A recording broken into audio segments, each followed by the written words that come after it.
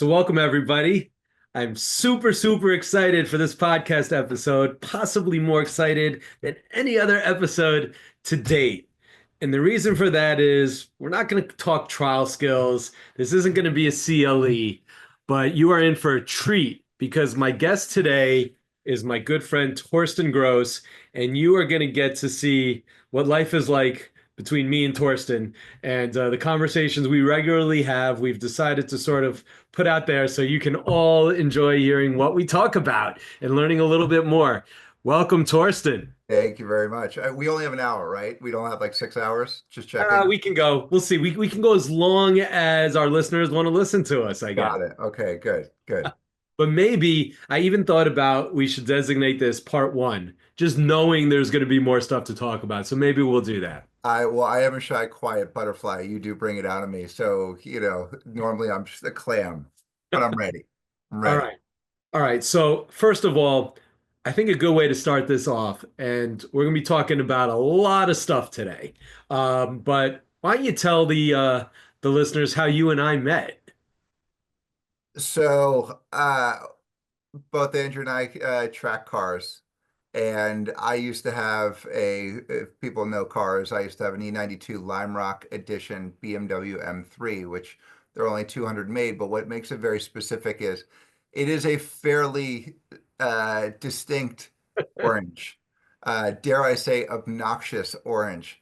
And the way I remember the story is that I passed Andrew multiple times, and I then went up to him in the paddock and I said, by the way, I'm the guy who beat you and my legs don't work. How do you feel about yourself right now?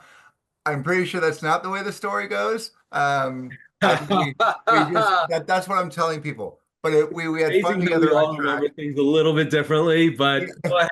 That's why I asked you to share your version of how we met. Exactly. Well, isn't this the law, right? There's That's my it. truth, your truth, and then the real truth. Yes, yes. Um, and so but no, it was you and I having fun together because everybody was slowing us down and we were playing cat and mouse. Yep. White car, orange car at Lime Rock Park. Yep. I was in my white Cayman GTS. You were in your bright orange M3 Lime Rock edition. And then what happened in the paddock after our outing? Oh, which part? I mean, we've had now a couple years. So you came over to me. I guess I can pick up the story. I come into the paddock, and here comes this guy in a wheelchair wheeling over to me. I'm like, who's this guy? And you're like, hey, what's up? I was the guy in the orange M3. I was like, no shit. I think that's what I said. I was like, that is badass. And obviously, I saw you were in a wheelchair. I had seen you around at some track events. And just being the curious person I am, I had always wanted to approach you and be like, hey, what's your deal? Why are you in a chair? How do you drive a track car? What's going on? So the minute you came wheeling over to me, I was like, all right, show me your car. So that was the first thing. You're like, yeah, come on, show me the car. So I followed you over and I said, how do you drive if you're not using your feet? So how do you drive a car, Torsten?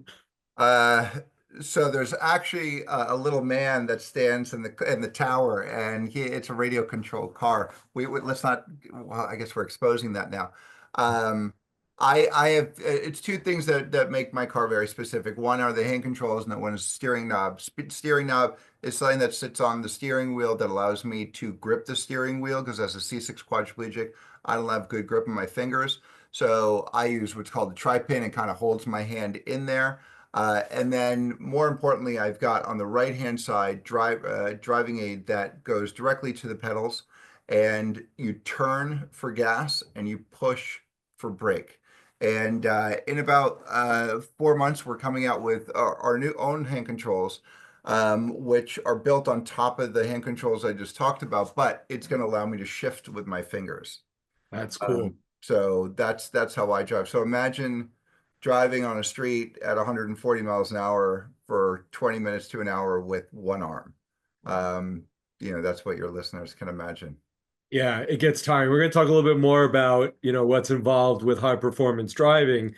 And you said we, and by we, you mean just hands, right? Yeah. So as as a well, I thought it'd be a side project, and now it's kind of become all encompassing in my life.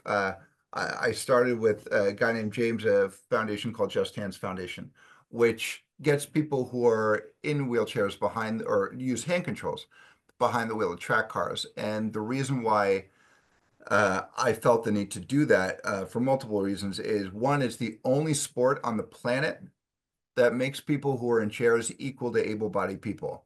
Unless you're Irish and you think that drinking that darts is a sport, I consider that drinking adjacent. I don't really consider that a sport, but feel free, anyone who's Irish, to drop me a note at torstengross.com and tell me I'm an idiot. But that's not a sport to me, which means that motorsports is the only sport that makes people in chairs equal to able-bodied people, and I needed to share that with the world.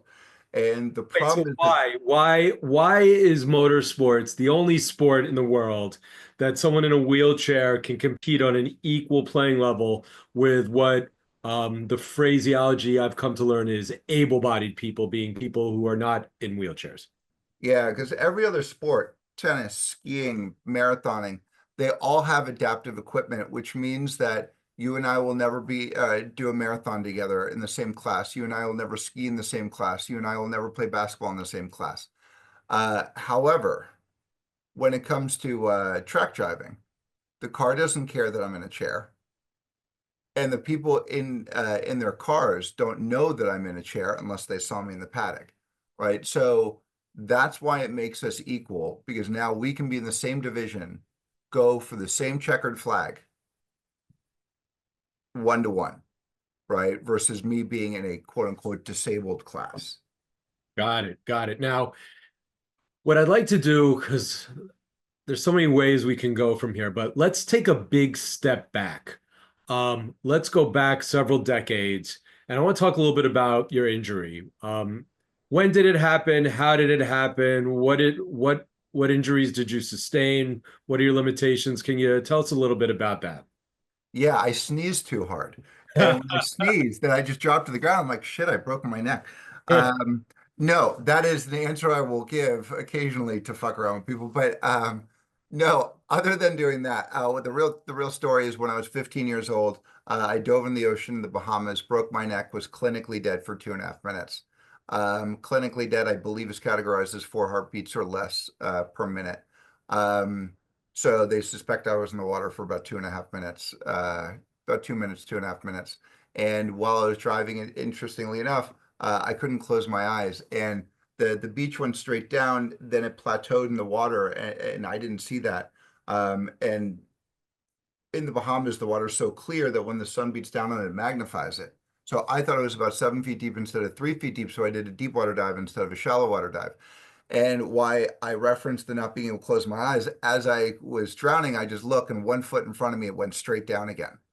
Right. So one more step and we wouldn't be here today. Wow. And that there are certain things that you always remember. That's definitely one of them. Wow. So you're 15 when this happened? I was 15. And, you know, how do you come through something like that? I mean, you know, I represent, as you well know, and have represented many people who've sustained serious injuries, some even more severe than you, where they're quadriplegic up to their neck. At least you have movement and use of your arms, hands, although somewhat limited, and so many people that I get to know, I'm meeting them, as a result of their accident. So their Sure. injury is new to them and they're devastated. Their families are devastated. They just can't fathom what life ahead is going to be like. I have a teenage daughter, and I'm around teens all the time, and I know that you were an active and rambunctious teenager, I gather. How did you process all of this? How did you come through it to get through to the other side? It's an interesting question. There are multiple ways to slice the answer to this. I'm actually very fortunate that it happened when I was younger. And the reason why is up until you're around 22, 24 years old, life stages keep changing. So when you go from elementary school to middle school to high school to college, college your first job, like all those things are, and then a myriad of other stages of life, they all thrust you into constant change. during those phases. So no routine is built up and then stuck in too hard that you can't change again, right? Because that's what your youth is all about. So at 15, it happened to me during one of my changes, right? During a change of life. Um, that actually is beneficial because I see the people that are 30 or above that have spinal cord injuries have a harder time accepting it because, or not accepting it, uh, bringing it into their life because they've had a routine for a few years and it's usually around their kids or around work. And that routine is never going to change. Yes, you might change jobs and you might move a little bit, but your routine is fairly set in stone for the rest of your life. That's not true at 15. So as I was moving through these life stages, my chair was with me while I was adapting to it. Versus when you're 30, you are thrusting yourself into a life change that's unexpected and a routine change that's unexpected. That's very difficult, Yeah. right? The second part is I grew up with the last name Gross. I mean, I'm gonna have tough skin no matter what, right? Like, so, is your middle name is because Torsten is gross, or your middle initials you are because Torsten you are gross. I've heard it all. Yeah. Um, and but I think I'm just that type of character who, if you're gonna say no to me, um, I'm gonna figure out a way to do it better than you. And I don't mean that obnoxiously. I actually mean that in retrospect, more in hindsight, more than in foresight, that that's just what I've done because they said you're a quadriplegic and only a small percentage of quadriplegics are independent and live alone. And I thought, well, if that's the case, I'm going to be one of that small percentage. I'm going to figure it out. And when you're in rehab, you're next to the paraplegic. So I'm a quad. And for those who either have sight issues or listening to a podcast versus seeing this, I've got full upper body, arm except for compromised finger function. And so that makes things a little bit harder, but it means that I'm a quadriplegic. And most people think quad means four limbs completely paralyzed, like Christopher Reeve. But what it actually means is quad means four limbs compromised. So two legs and then two places on my arms, right? And those being my fingers. Paraplegic, two, right? And those are your legs, that are paralyzed. So that's an easy way to remember the difference between quad and para.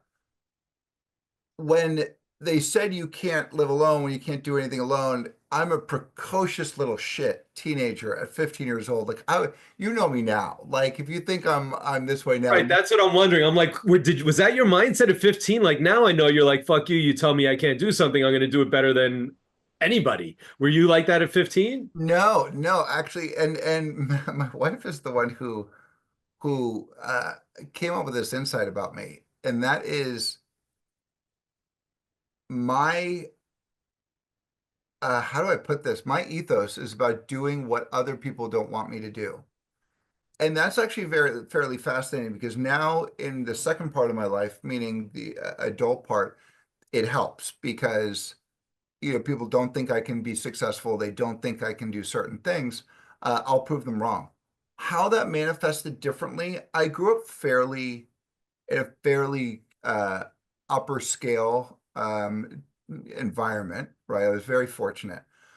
But along with that came an expectation of doing great in school, of being a good student, of all that, not being lazy. So I actually scored incredibly high on my SATs and I barely graduated high school. And when I mean barely, I mean like D plus was a good day for me because I didn't try because I was going against expectation. So I'm going to answer your question a little differently and say I've always been the person to go against expectation, but that's not always a good thing, right? Yeah. Luckily, life turned out okay. So you're not one to brag. Well, maybe sometimes, Yeah, but sometimes. generally not. Um, you've accomplished quite a lot that anybody, able-bodied, superpowered, or otherwise, have not. Can you share with our listeners some pretty cool accomplishments that you've achieved since your injury?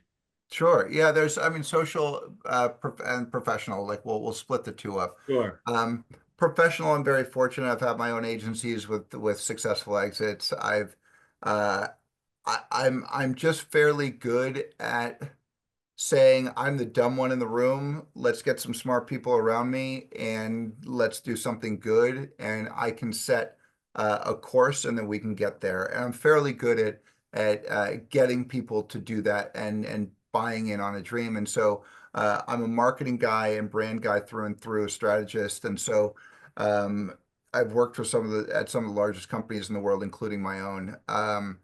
So people never thought I'd be able to work, right, or travel. Prior to the pandemic, I was on a plane every other day to every third day. Like, I've literally flown around the world multiple times, right? And that in a chair. And so, the accomplishments from a work perspective definitely, I think, shocked a lot of people, including my parents, because I was never the one that tried.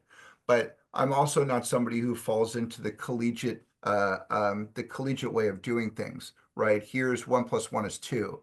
And I'm like, well, actually, no, 4 - 2 is 2, right? Like, that's the way I want to get at something. So that's the professional version. The personal Torsten version, I mean, this sounds like such a dumb accomplishment. I'm incredibly happily married. And I say that because not everyone is. And I know that's weird that that's the first thing I'm saying, but I have an amazing wife and she's not even here, so I'm not even getting credit for saying that. Well, Uh, I might convince her to listen to or this. she can listen Torsten's to wife, it. Yeah. Maggie, is just an awesome, awesome person. And it says a lot about Torsten that she'd marry you. Put It up says a with lot me. about Maggie. Yeah, put up with me. Apparently, she has a very, very low standards, I guess. Other than Maggie, I'm the world's only quadriplegic that's a rescue scuba diver. I did 12 marathons in 12 months. I skydive, I ski. I basically do anything that challenges my life insurance policy, including now racing cars. And I'm very fortunate to work with Pennzoil and be in a couple of their commercials. And starting 2025, it's not public yet, but uh, I guess I can say it. Go That for it, because I have a little something queued up to surprise you. Go ahead. Okay, I'm going to be brand ambassador for Volkswagen for 2025. Congratulations. What does Thank that you. mean? Does that mean like you can go into any Volkswagen dealership in the world and like do whatever you want?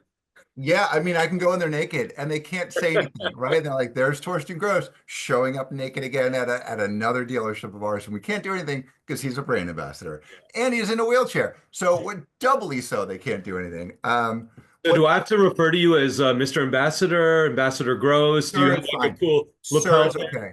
It's okay. Sir is fine. And I'd appreciate it starting 2025. You don't look me in the eyes anymore. Okay. From here on out, you have to look down and you can't stand in front of me. I expect everybody to be lower than me. And although I'm 6'5", I'm not standing. So that means you've got to be lower than 4'6". All Uh, right, fair enough. but we'll get to that. We'll get to that in 2025. What the brand ambassadorship means is that I go around to different car shows with Volkswagen. I'm going to be doing some talks. I'm going to be doing some driving for them, during press events and doing some social. Um, it's basically being there to and also help them from an inclusivity standpoint. I don't get involved with brands that I don't agree with. And I know that getting sponsorship is very difficult, and maybe at some point I will have to acquiesce to a brand that I'm not really uh, keen on. But right now, I'm very fortunate that I'm not that way. Pennzoil has been amazing because they don't treat me as somebody in a chair. They treat me as a race car driver that happens to be in a chair. And there's a difference because in our society, we tend to put like the pity cripple stuff of like in the commercial, the kid in the background being pushed by his mother, right? That's their version of inclusivity. Um, Pennzoil didn't do that. Neither is Volkswagen.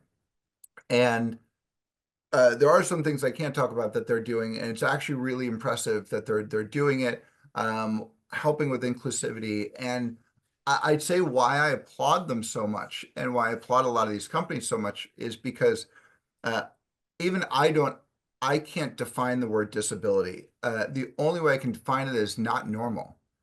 And I know I'm gonna get hate mail for using the word normal, but it's actually true because disability could be blind, deaf, cognitive disabilities, physical disabilities. Now, let's drill down on physical disabilities. I'm a quadriplegic. I'm different than a paraplegic, which is different than somebody with multiple sclerosis. That's different than somebody with spina bifida and, blah, blah, blah, right? On and on. I don't even know the differences and on what people can and can't do. So when somebody says, why isn't this uh, disabled friendly? That term doesn't make sense to me, right? Because I'm like, well, why isn't this wheelchair friendly? I understand that. Okay. Why is this not sighted friendly? Is it not sighted or unsighted or blind is because you don't just have to be blind, right? You can have issues seeing. What about for the deaf? What about for the everybody? Yeah. So many things. And so businesses have a really hard time catering to that dangerous term of disability because it's so broad and Yeah. there's so many things they need to do. Now, companies like Volkswagen that are bringing me on aren't seeing me. This isn't a cripple party, pity party, right? Like it's a let's do some really good stuff. And by the way, let's just be inclusive. I love that. Yeah. That's amazing. Let's talk about um, a topic we both love and really is what brought us together, cars and high performance driving. I'm pretty sure we both got into high performance driving around the same time, about 4 or 5 years ago, right around the pandemic. Is that right? September 6th, 2021. All right. How'd you get into it? So I never thought I'd be able to get into it. And I'm not a car guy. But you Uh, Pardon? you are now. I am now, but interestingly enough, like there's this scene in Days of Thunder where Robert Duvall says, you gotta tell me what's happening in the car. And Tom Cruise this is the bar scene, and Tom Cruise leans over and he goes, I don't know anything about cars. And Robert Duvall is like, no, really. And Tom leans in, he goes, I don't know anything about cars. And I felt so seen. Like I felt so excited that that was actually true because as you all know, I just found out about a year and a half ago what a radiator is. Because I didn't have a dad that loved cars. I didn't have friends that turned wrenches. So like there was no reason for me to know. All I knew that was that I'm not allowed to say the number anymore because now apparently I'm a public speaker that works with car brands. But I've been pulled over more times than you're probably even thinking. And I'm not allowed to say the number anymore. But I knew I could drive fast. And so we built this house in 2019, and we were New York City folks, and we built this house for a weekend house. And then when I don't know if you heard about this, but it's a thing. I think it was called COVID. I think Fox picked it up once, which I guess that means it's a conspiracy. But it was but Fox picked it up. But when COVID happened, we moved up here full time, and up here is in the middle of nowhere, Connecticut, 7 miles away from Lime Rock Park, which is arguably one of the country's most strategic racetracks. I And didn't arguably, we're the best drivers at that most strategic racetrack in the country, right? Yeah, and I'll up you one. I'll say I'm the most beautiful. So I got a lot going on for me. Yeah. So there's that. Uh, the the perspective of me getting on a track was never really something that was in my mind because if you can't see it, you can't be it. I hadn't really seen people in chairs do this. I didn't really know about it. And so my wife just got me a track day, kind of figuring, well, he's just going to figure it out if I get it for him. He wants to do this, so go do it. And you and I both know him now, Don Gislaine, who's the one of the instructors there. Um, he didn't treat me any different for that first day out there, and he a He yelled lot. at you like he yells at everybody. Break! Yeah, he was just barking. Yeah, like it's just kind of in the best way possible, right? I still think he's one of the Yeah. best teachers. Actually, they're all really great, Shout but out to Don. He's awesome. shout out Don, he's great. Like they're all great. Really, they really are. Everybody at the Lime Rock Drivers Club, Torsten and I are both dedicated members. They've got great instructors. Shout out to Simon Kirkby, Yeah. director, and Jeanette and everybody. Yeah, it's I mean just being there, being with them had changed my perspective because that was the moment actually that I felt I needed to buy a race car because I'm out there. I was driving the Audi S6, which is my daily car, but not track prepared, no race brakes, no real tires, no, anything. And and seats where I'm sliding around, with just 3-point harness, just a regular seat belt versus 6-point harnesses, all of which I didn't know anything about, right? That the tires are important, that seats are important, that, all that's important. And I got home, actually, even way before that, we got off the track and I just said, John, I need to get a race car. And obviously everybody says that to him, right? And then in the heat of the moment, and a month later I had one because it was so profound, the experience of after I've been in a chair now 30 years, so this would have been around 22 years in. I'd done a lot of sports, I push a lot of boundaries. This is the first time I felt equal. And I don't know if anyone can really understand how important equality is to people.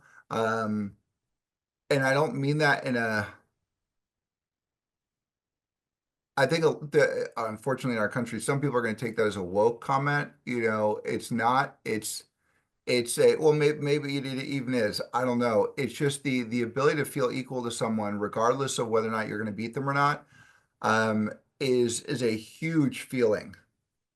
And I had that feeling and I just went, wow, after 26 years, I'm equal to people. That was mind blowing. And a journalist, unfortunately, I should realize that journalists are always listening when they ask you a question. They said, what does that feel like? And I go, it's like getting your license and losing your virginity at the same time. And of course, that lands into an article right away. Torsten Gross says it's like losing your virginity and getting a license. And all I wanted to say was, don't do that at the same time. That's dangerous. But Impressive if you could. exactly, like the driving school teacher is definitely like, I'm not looking at the road. Check. So so that's how I got into it. That's why I got into it because it wasn't something I was planning on. It was Maggie that said you should go try this. And she probably regrets Oh, does she that ever? decision every day. Now having trailers and race cars and like, everything our life revolves around it. So you and I both know well that whether you're in a wheelchair or not, when people have that first experience of driving a high performance car on a track, um, it's just it's something that we always ask everybody, how was it? Whether they're a just hands participant in a chair or it's a able-bodied person, their first time, the reaction is always the same. It is usually very few say it was scary. Most people say it was thrilling, it was exhilarating. I want to keep doing it. How do I do more of it?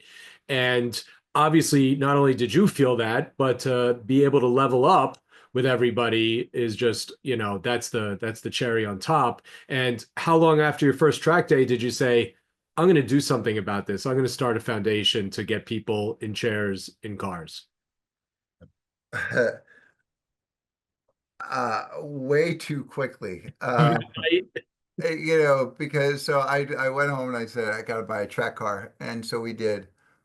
And then I met James within a year. So we were at Lime Rock doing autocross, and here's this gangly British dude uh, who was also driving a BMW, who was just as chatty as I was, but lived 3 hours away from Boston. And to cut to the chase, he and I decided like, let's just go do this together. And he's able-bodied. He's not in a chair. And so we bought our first car. And something that I really want people to always know is that when we're referring to performance driving and referring to what we're doing, there tends to be this misconception or perception that you need to have a two, three, $400,000 car.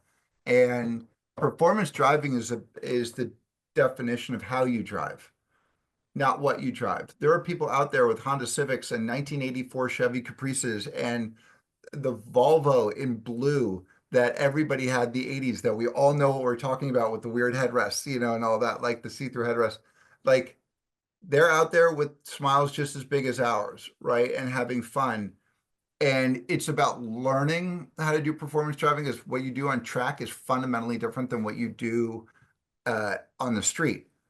And so it's not real driving, it's performance driving. And so it's like saying, well, I know how to ride a bike, cool, but then you know how to go on a half pipe. Like they're both riding bikes, but they're different skill sets, right? Yeah.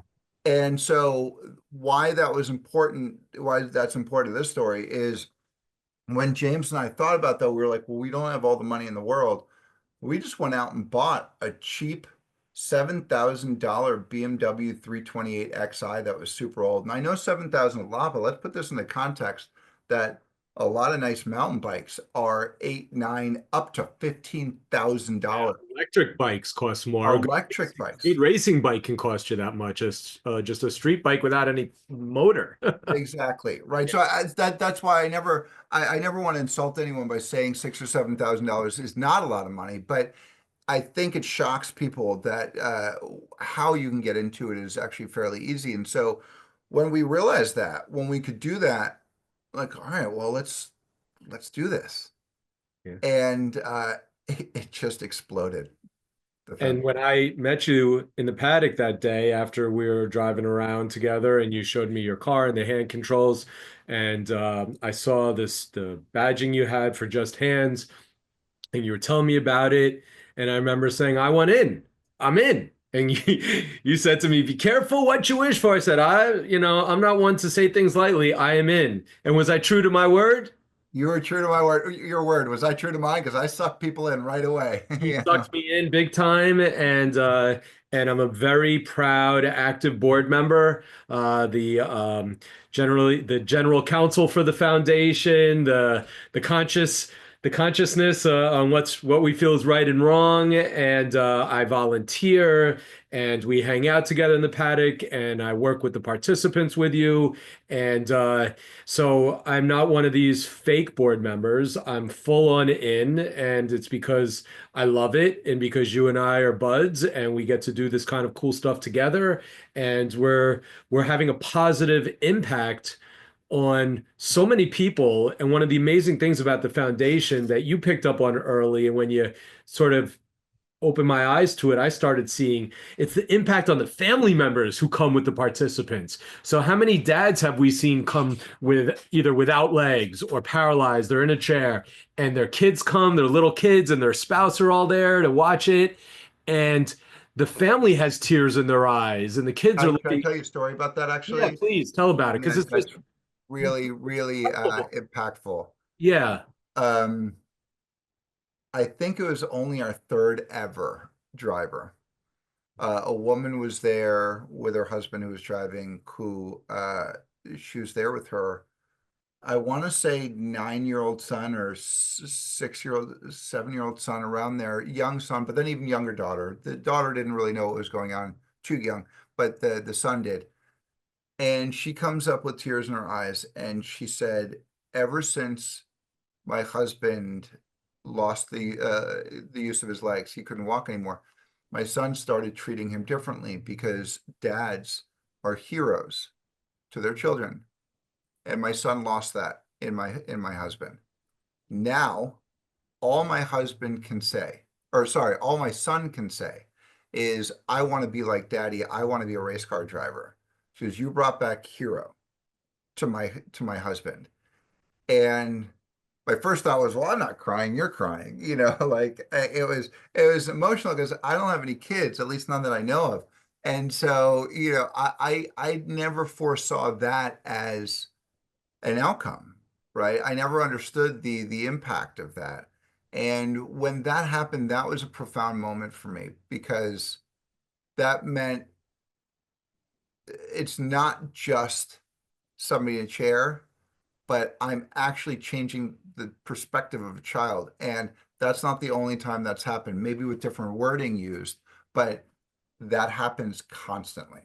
Yeah. It's palpable, right? I mean, you're there the time that we spend with the family members of the person driving, along with the person driving, it's incredible what getting in this car and just driving around, usually with Torsten in the passenger seat. Sometimes it's another instructor, but Torsten will, if you're fortunate enough to ever get on track with Just Hands, we have what, about a 600 person or 300 person waiting list right now? Yeah, Yeah, we it's have a long. huge waiting list. We haven't done any marketing, and we're going to talk about why it's going to blow up a little bit more. But what, obviously you're a a change maker.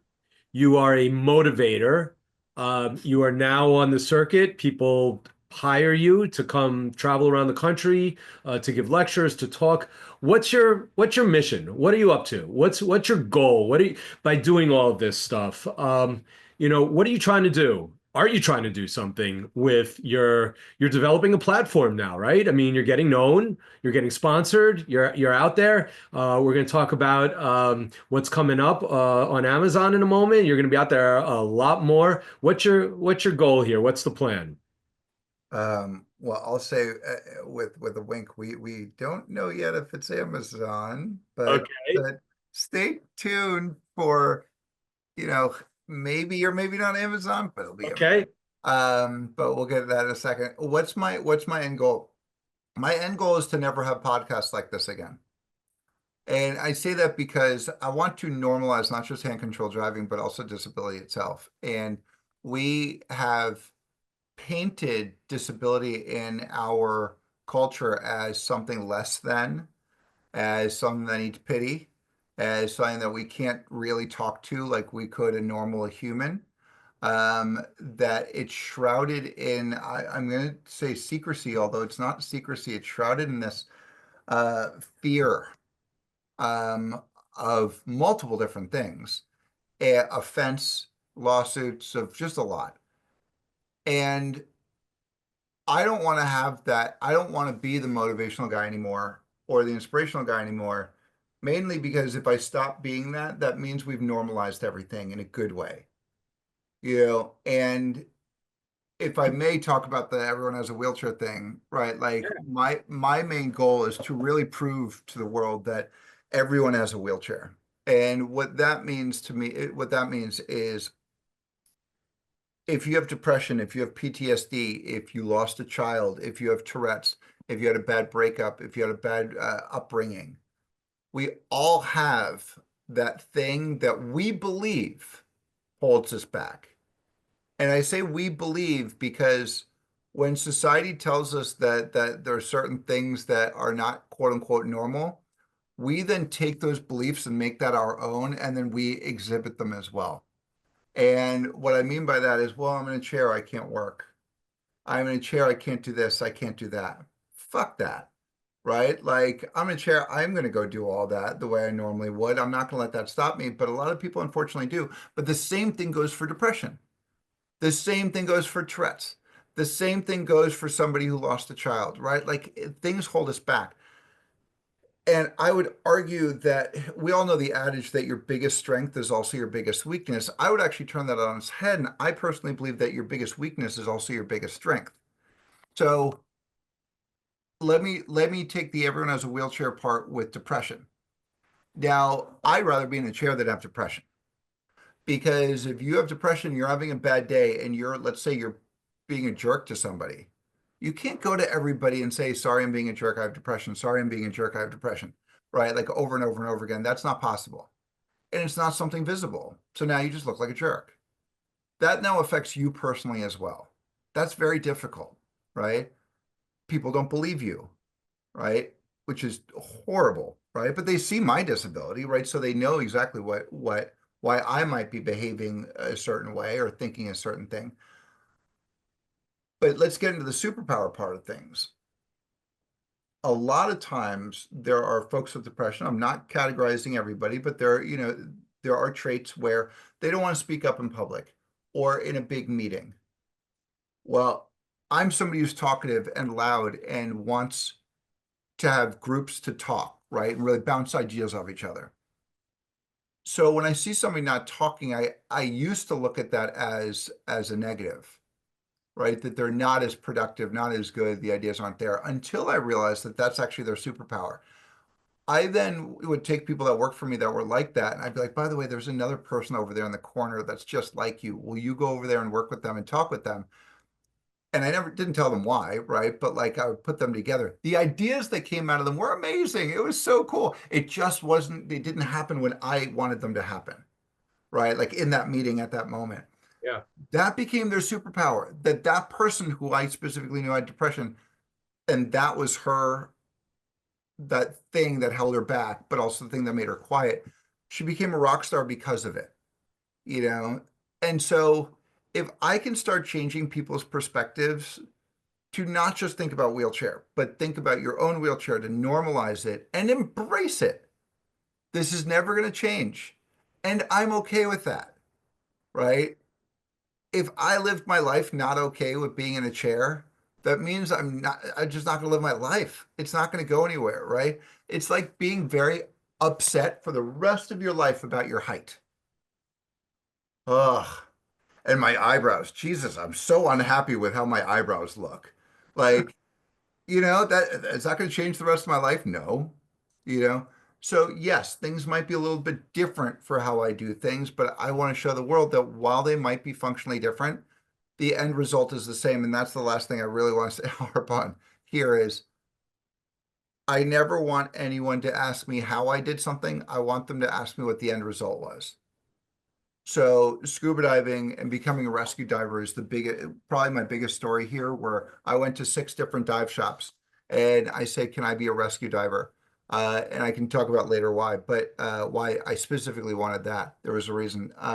But they all said, "No, you can't do it."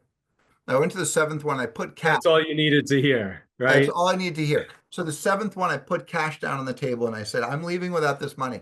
Your narrative can be that you took a little crippled kid's money and you didn't do anything for it and you basically stole his money. Or your narrative can be that you allowed me to go try to be a rescue diver and you failed me. And I'm okay with that. That's what I want. I want you to fail me. But I don't want you to judge me on how I do the thing. I want you to judge me that what I did and the end result is what was needed to be done. So as an example, bringing somebody from 60 feet below water all the way to the surface while making sure that their chin is not down but up so that their lungs don't pop, right? Now, how I do that doesn't matter. I have to figure it out. It's very difficult, but I managed to do it, right? And so I want people to understand that the idea of should, well, you should do it this way. This is how it's done. So you should do it. Should is a dirty word, right? Because should means what we've done in the past. Let's think about how we're going to do it this time and just break some rules, as long as the outcome's the same, right? Safety. Why did you want to be a rescue diver? So there's a thing called HSA, which is Handicap Scuba Association. And in order to dive with me, at least back then, you had to dive with somebody who had an HSA certification card. And that sucks because it meant that I could only go with my wife, who obviously got the card and the certification. And then dive shops that had them, but it wasn't everywhere. And I found out that the one card that you can drop without being questioned for any other card is your rescue diver card, which meant I could go with any of my friends around the world and dive, and no one gets to challenge me because Ah. I now have a rescue. So how do I get rescue? And that's how that started. So it was me trying to figure out how to buck the system, what to be normal, right? Dive with my friends anywhere around the world. Yeah. That's awesome. So I want to talk about normalizing people in chairs. I consider myself to be probably one of the most open-minded people I know, you I know, agree. and um, and I'm open to anyone, everything, and all of that. I'm a curious human by nature. You are. I've always wanted to be helpful if I see someone who's blind with a cane waiting to cross the street. I've always wanted to be that person whenever I'm on a plane and I'm seated in the exit only and they come over and say, "Are you okay with this?" I feel like saying, "I'm the guy you want in this seat. I'm the one who looks forward to helping get people off the plane in an emergency. Like, I like jumping in, stepping up, helping out." But even I, when I might be with someone before I met you, was around someone in a wheelchair or someone with another disability, I may be a little hesitant. Like, should I kneel down when speaking to this person, or do they want me to stand up? Should I help them push their chair? Should I offer to go get them this or get them that? And you and I have talked a lot about this. That's why I want to chat a little bit about it now.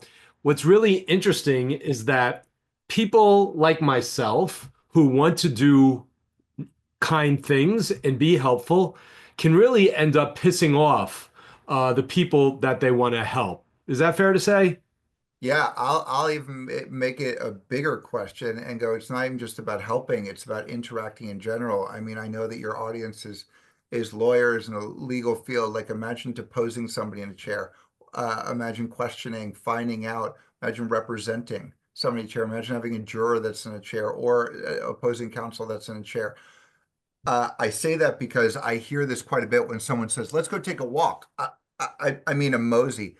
Like, when's the last fucking time you took a mosey, right? Like, literally, they will stop saying the word walk. Now, first off, I don't change my colloquial terms, right? So I will still say, "Let's go take a walk," even though I'm physically not walking. But it means that it's always on their mind, which sucks, right? That they always have to worry about what they're saying, which is why I said that joke. It's actually not a joke. People do say that around me. Let's go take a mosey or a stroll. Like, okay, cool, let's walk. I think the biggest bar here is the fear of asking questions. Now, questions in our society is has become such an unfortunate thing. It shows that you don't know things, right? It shows that you're not as good as somebody else if you have to ask them a question. So people are reticent to do it. They're also reticent to do it because they don't want to insult somebody. And I would rather, and this is me, but I would rather somebody ask than assume. And that to me is very important because assumptions are very scary. You give us an Right. example of what you're talking about. Pardon? Can you give an example of what you're talking about, where I mean, someone assumes or someone does something and you're like, "Are you kidding me?" there are a ton. Like one of them specifically that always rings true is about when I started my career, I had an interview and I nailed the interview and I didn't get the job. And years later, I'm now at the same level as this person, and we were out having drinks, and we were very friendly. And I said, "Can you tell me why I didn't get the job?"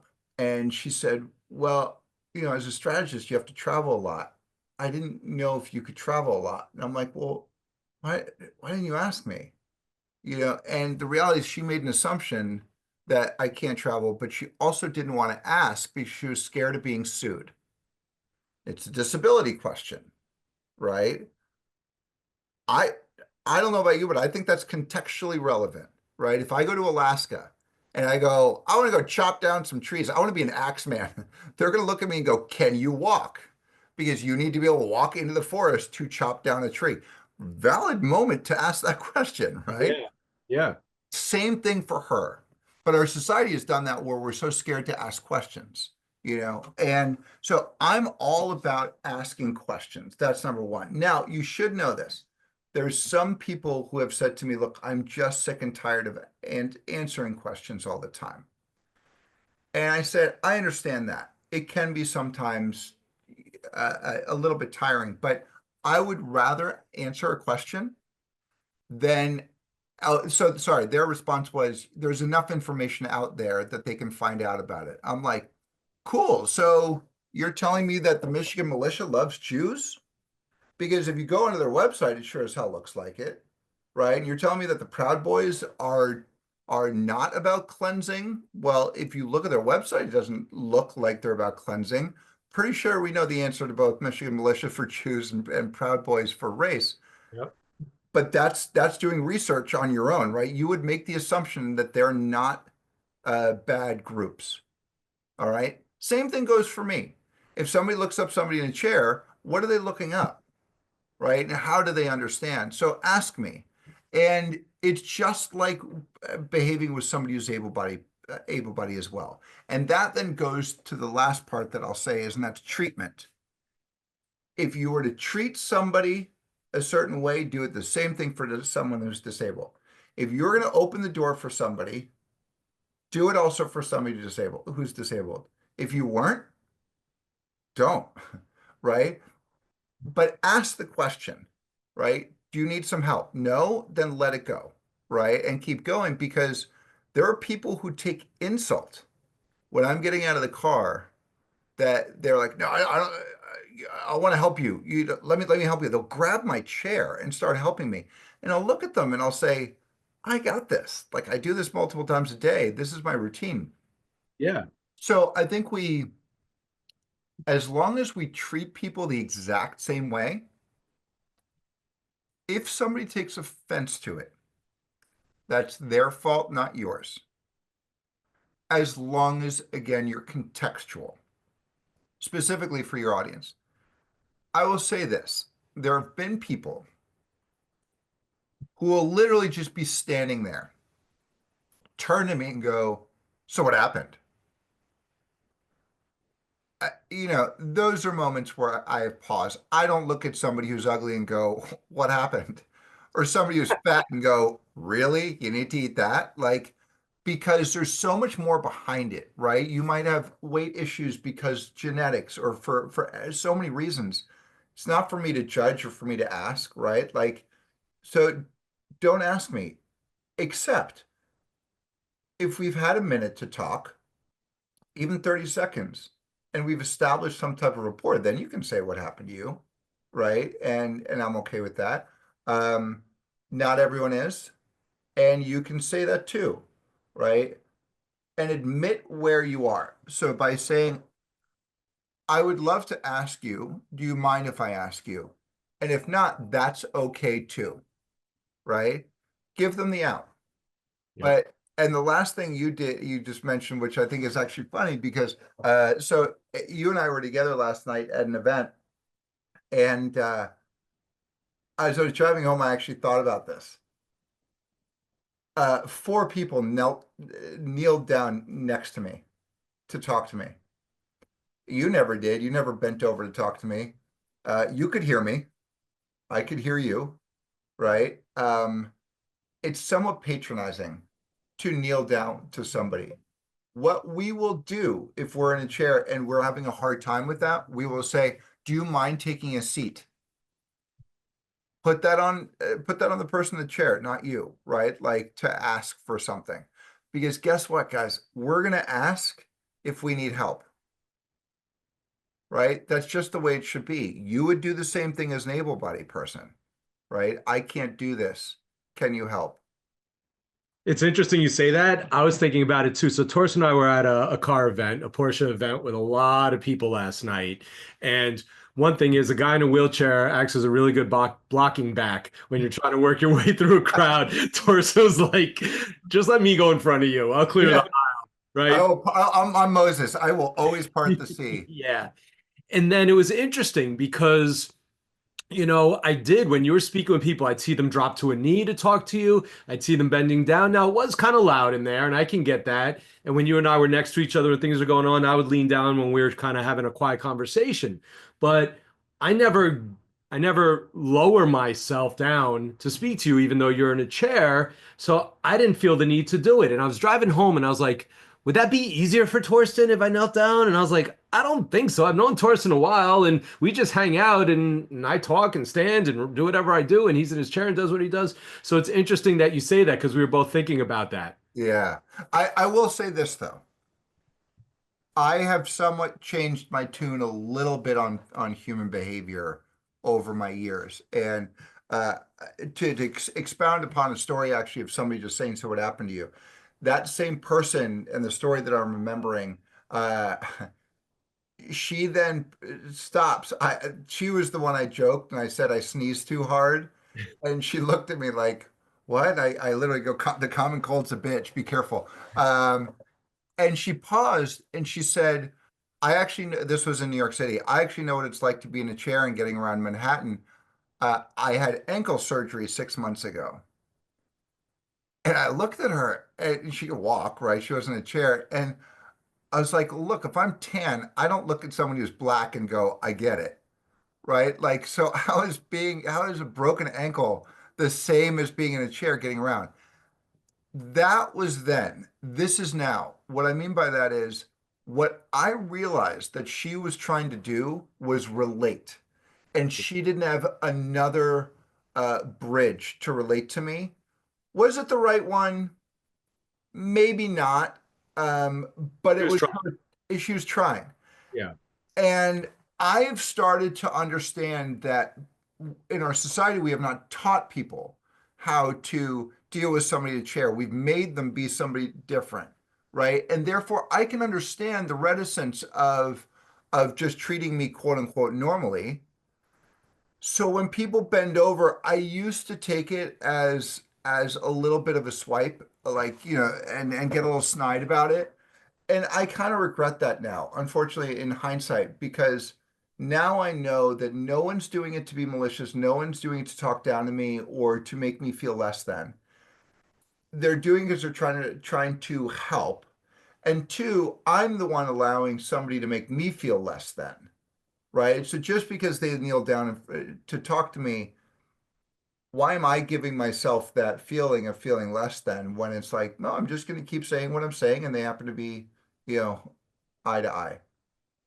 Well, I think, there's so many reasons why you're such a good ambassador, not just for an automotive brand, but for people in chairs and for normalizing interactions with people in chairs. Because thanks to my involvement in Just Hands and meeting all these different people in chairs and spending time with them, I feel like I'm part of the crew because that crew is at the track, right? So whether you're in a chair or not, we're all talking cars, we're all talking experiences. It's a nice environment to be in, to feel comfortable with different types of people, including people in chairs. And you just have a way about you. You're not timid. You speak your mind. I'm always peppering you with questions, and you're very kind about sharing with me and giving me straight up answers. And I just think that the more people can see you, can meet with you, can learn what you're about, people can learn from other people in chairs. But like anything else, if you're the type of person that's never had a gay friend or a gay family member and you're scared, but all of a sudden you spend a weekend with a gay couple and you're like, oh, they're awesome, they're my friends, they're just like we are, and you're like, hey, yes, just because you're hearing all of these things, it's sort of the same thing that people don't always have, may not find themselves in a place with someone in a chair. So when they do find that, they're like, whoa, how do I act, what do I do? And what I think you're doing such a great job with your platform, I'll call it a platform because you are recognizable now, is you're normalizing it. You're saying, look, people, look at what I've done. First of all, you're saying it doesn't matter whether you're in a chair or not. You can build businesses, have a professional career, have a beautiful wife. You can drive race cars. You can scuba dive. And it's very motivational. And I think that what I was talking about to be on the lookout for next year, which I think we can talk about a little bit, is you've had a camera crew following you around, and there's about to be a TV series launch, which I think is going to make you a bit of a household name. You want to talk about that for a moment? Yeah, I was when working with Pennzoil. I'll just cut to the chase and say, one production company had said, "We think you're the story. We think it should be about you and a documentary on you." And the first thought I thought was, hell yeah. The second thought I thought was, well, every reality show star is a prick or is some type of a jackass. And so immediately after that, I realized, wait, are they calling me a jackass? Like, am I that? I mean, I kind of am. Like, let's be honest. Like, I do have that. I get it. Well, you can But be sassy when you want to, but you're I, also I one of the truest, honest, most genuine people I've ever Well, met. I appreciate that. I definitely have my sass moments, and um, I just don't put up with shit, right? And so, and I unfortunately don't have a filter, and I guess that's what makes me good for reality TV. But um, they followed me around. I was in a very interesting position where I am new to the sport. And I did have ambitions to go racing, and I did want to make this something big, mixed with the success of Just Hands and the uh, what people see as inspirational, and we can talk about that word in a minute. But um, Motivational. yeah, motivational. Like the cross section of that, they had said, well, we think it's hard to find new race car drivers in general, right? Usually, you see somebody who's been in it for a couple of years. Let's document you getting into it.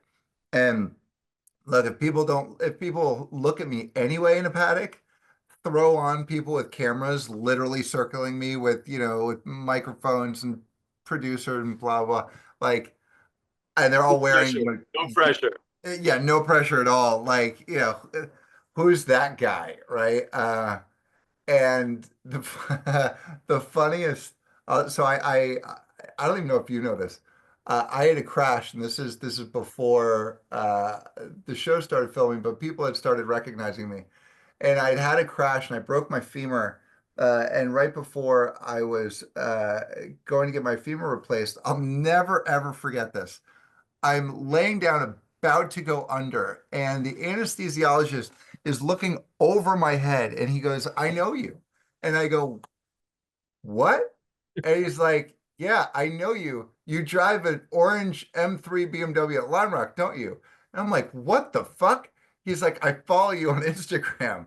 And I'm like, all right, dude, if you kill me, this is going to be the weirdest post you're ever going to have to make of like commenting, "Sorry, I killed you," right? Like you have to do that, promise me.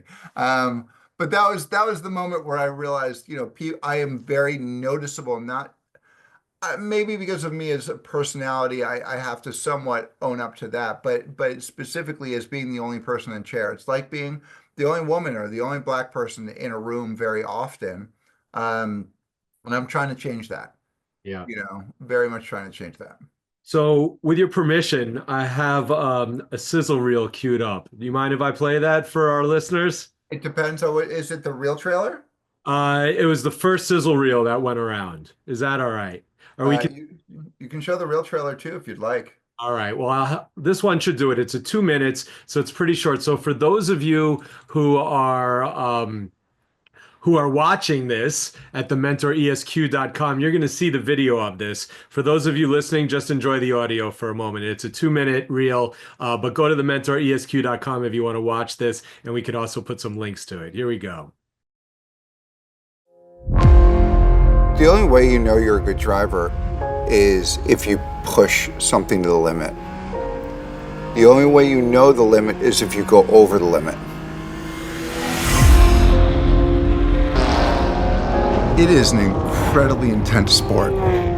It's your legs, it's your hips, it's your back, it's your shoulders, it's your arms. It is full body all the time. I just happen to use my hands. As a quadriplegic, I'm showing them every preconceived notion you had is wrong. My muscle groups only start from here up. I'm only using one arm to drive. Just Hands as an organization, we take people who are in chairs and put them behind the wheel of performance cars for somebody to come off the track and tell me how they feel. I know how they feel.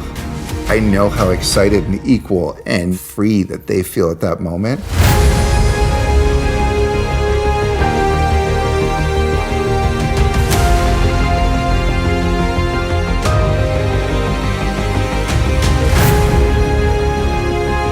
Endurance racing is the biggest stressor physically for any driver, let alone for somebody who just uses their upper body. Give us some gas, gas! You both okay? I think so. This sport is not without risk. I just had my femur redone with some bolts. The way you figure things out is by succeeding and failing a lot. For me, the failures is actually what helps me figure out what works.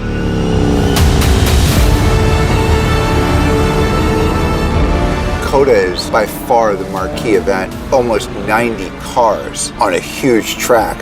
I'm going to be up against professional drivers. I've never competed against cars at this level. There's so many reasons why I shouldn't be able to do it. You're in P31. It's the mental barrier that destroys me more than the physical barrier. You're in P19 territory. If I'm going to be the best, I need to consistently do the perfect lap for an hour or two straight.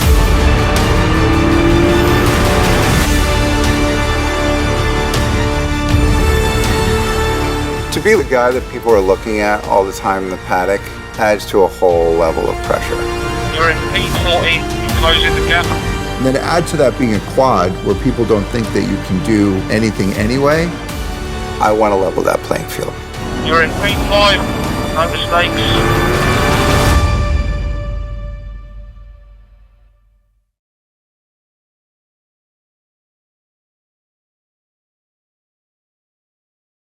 The one quote that I want, even if someone couldn't hear that, is, and this is before we started filming anything, before any crashes, before anything, right? I said on there, I don't feel my legs, so if I crash, it doesn't matter. Well, within 6 months, I'm in a wall at 60 miles an hour, broken femur, three ribs, and punctured lung. Like, I pulled that one through. Like, I really proved that, I have a commitment to the arts, Andrew, and that's why I crashed. So here's the most important question I'm going to ask you is that, I know if this series does well, maybe they'll want to follow and see what you're up to now. And if they do, they might find that you have a new partner in crime going racing with you. Is there any truth to that? I mean, would that be you? What do you think? It's I don't know. You think I'd be up for the challenge? we will see. I think, if you get a couple Miata races on your belt and you don't lose, then, although I do need somebody on the team worse than me, so I feel good about myself because I am in a wheelchair and I need any validation I can, right? That's what we've established over the last hour. Um, yes, of course. I mean, team Just Hands has to be a team. I mean, I think it's just gonna be a whole load of fun. Uh, Yeah. and with my new car, it's gonna be great. Tell everyone what your new race car is. Oh, guys, I'm getting a GT4 Club Sport MR, which is basically a factory built Cayman race car, and the MR stands for Manti Racing, which makes it into just a higher level race car. So and for endurance, so it's a big boy car in a big boy league. Yeah, man. So, Well, I'm hoping to join you.